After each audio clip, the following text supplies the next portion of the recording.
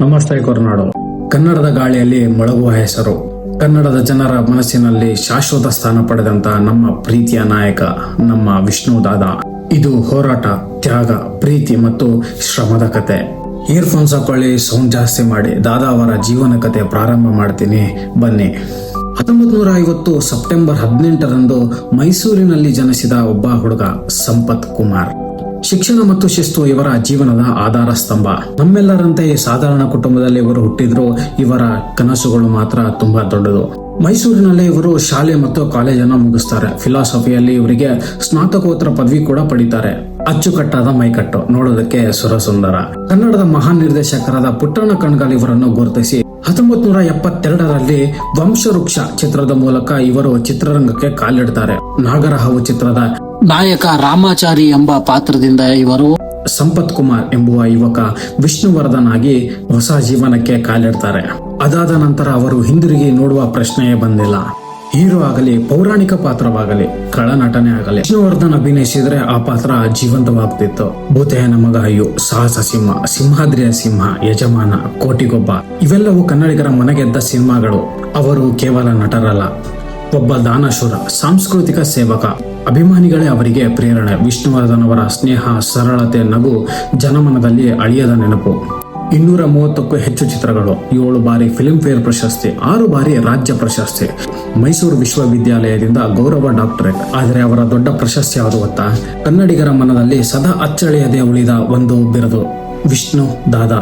ದಾದಾ ಎಂಬ ಬಿರದೆ ಅವರಿಗೆ ಸಿಕ್ಕ ಬಹುದೊಡ್ಡ ಸನ್ಮಾನ.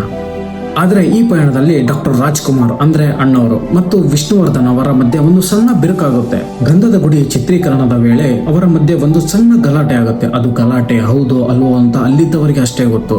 ಕೆಲವರು ಇದನ್ನು ಬೇಕಂತಲೇ ಮಾಡಿದ್ದು ಅಂತ ಹೇಳ್ತಾರೆ, ಆದ್ರೆ ಕೆಲವರು ಇದು ಆಕಸ್ಮಿಕ ಅಂತ ಹೇಳ್ತಾರೆ. ಇದರ ಸತ್ಯಾಸತ್ಯತೆ ಅಲ್ಲಿದ್ದವರಿಗೆ ಮಾತ್ರವೇ ಗೊತ್ತು. ಇಷ್ಟಾದರೂ ದಾದಾ ಮತ್ತು ಅಣ್ಣವರ ಅಭಿಮಾನಿಗಳ ಮಧ್ಯೆ ಸಂಘರ್ಷ, ಗಲಾಟೆ ನಡೀತಾನೆ ಇದೆ.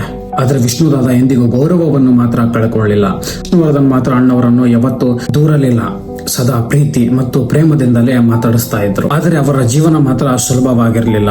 ನಿರ್ಮಾಪಕರ ಜಗಳ, ರಾಜಕೀಯ ಒತ್ತಡಗಳು, ಕೆಲವರು ಮಾಡಿದ ದ್ರೋಹ ಎಲ್ಲವನ್ನೂ ಸಹಿಸಿದರು. ಆದ್ರೆ ಯಾವತ್ತೂ ನಗು ಮಾತ್ರ ಅವರು ಕಳ್ಕೊಳ್ಳಿಲ್ಲ. ಸದಾ ಹಸನ್ಮುಖಿಯಾಗಿ ಅಭಿಮಾನಿಗಳ ಜೊತೆ ಪ್ರೇಮದಿಂದ ಮಾತಾಡ್ತಾ ಇದ್ರು. ಕನ್ನಡಿಗರಿಗೆ, ಕನ್ನಡಾಭಿಮಾನಿಗಳಿಗೆ, ವಿಷ್ಣು ದಾದಾ ಅಭಿಮಾನಿಗಳಿಗೆ ಅದೊಂದು ಕರಾಳ ದಿನ. 2009 ಡಿಸೆಂಬರ್ 30ರಂದು ಕೋಟ್ಯಾಂತರ ಅಭಿಮಾನಿಗಳ ಹೃದಯಕ್ಕೆ ಆಘಾತ ನೀಡಿ ನಮ್ಮನ್ನು ಬಿಟ್ಟು ಹೋಗ್ತಾರೆ. ಹೌದು, ವಿಷ್ಣು ದಾದಾ ಇನ್ನೂ ನೆನಪು ಮಾತ್ರ. ಆದ್ರೆ ಅವರು ಸದಾ ಕನ್ನಡಿಗರ ಮನದಲ್ಲಿ ಸದಾ ಚಿರಂಜೀವಿಯಾಗೇ ಇರ್ತಾರೆ. ಬೆಂಗಳೂರಿನ ಅಭಿಮಾನ್ ಸ್ಟುಡಿಯೋನಲ್ಲಿ ಅಂತ್ಯಕ್ರಿಯೆ ಮಾಡ್ತಾರೆ. ಆ ಜಾಗ ಅಭಿಮಾನಿಗಳಿಗೆ ತೀರ್ಥ ಸ್ಥಳವಾಗುತ್ತೆ. ಹೈಕೋರ್ಟ್ ಆದೇಶದೊಂದೇ 2025 ಆಗಸ್ಟ್ 7ರಂದು ಪೊಲೀಸ್ನ ಬಿಗಿ ಭದ್ರತೆಯಲ್ಲಿ ಅಭಿಮಾನ್ ಸ್ಟುಡಿಯೋನಲ್ಲಿದ್ದ ವಿಷ್ಣು ದಾದಾ ಅವರ ಸ್ಮಾರಕ, ವಿಷ್ಣು ದಾದಾ ಅವರ ಸಮಾಧಿಯನ್ನು ರಾತ್ರೋರಾತ್ರಿ ತೆಗೆದು ಬಿಡ್ತಾರೆ. ಹೌದು, ನಿನ್ನೆ ಇದ್ದಂತಹ ವಿಷ್ಣುವರ್ಧನ್ ಅವರ ಸಮಾಧಿ, ವಿಷ್ಣುವರ್ಧನ್ ಅವರ ನೆನಪು ಇಂದು ಬೆಳಗಾಗುವಷ್ಟರಲ್ಲಿ ಇರಲಿಲ್ಲ. ವಿಷ್ಣುವರ್ಧನ್ ಅವರ ಅಭಿಮಾನಿಗಳ ಕಣ್ಣಲ್ಲಿ ನೀರು. ಅವರೇ ದೇವರು ಅಂತ ಪೂಜಿಸುತ್ತಿದ್ದ ಜಾಗ ಇನ್ನು ಖಾಲಿಯಾಗಿದೆ.